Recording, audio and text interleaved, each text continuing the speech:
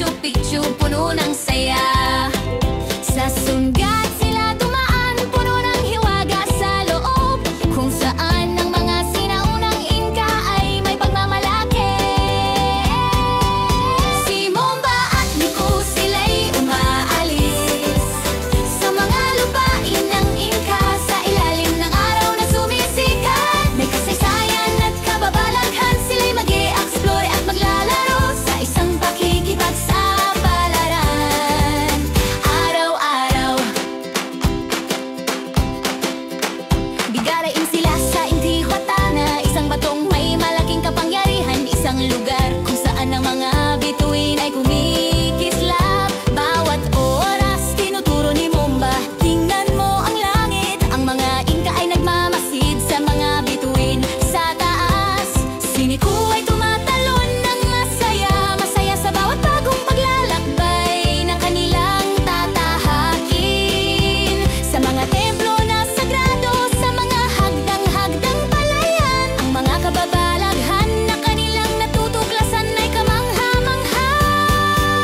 Si Momba at Nico sila'y umaalis sa mga lupain ng Inka, sa ilalim ng araw na sumisikat. May kasaysayan at kababalaghan, sila'y mag-i-explore at maglalaro sa isang pakikipagsapalaran.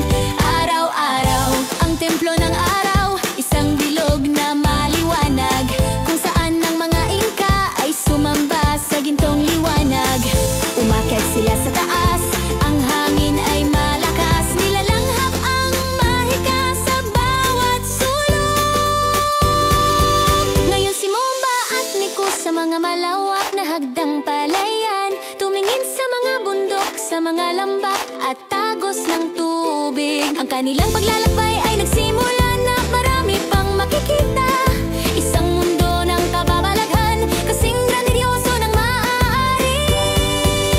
Sa bawat hakbang na kanilang tinatahak, ang nakaraan ay muling nabubuhay. Sa puso ng Andes, tunay silang namumuhay. Kaya halina, sumama at maglaro sa isang mahiwagang paglalakbay.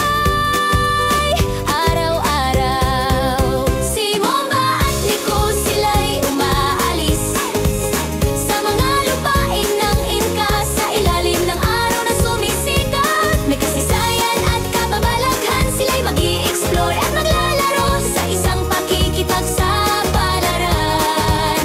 Araw-araw si Momba at Nico, ang pinakamagandang magkaibigan.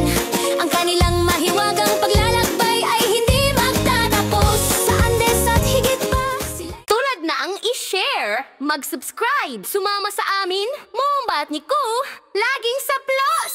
Wow!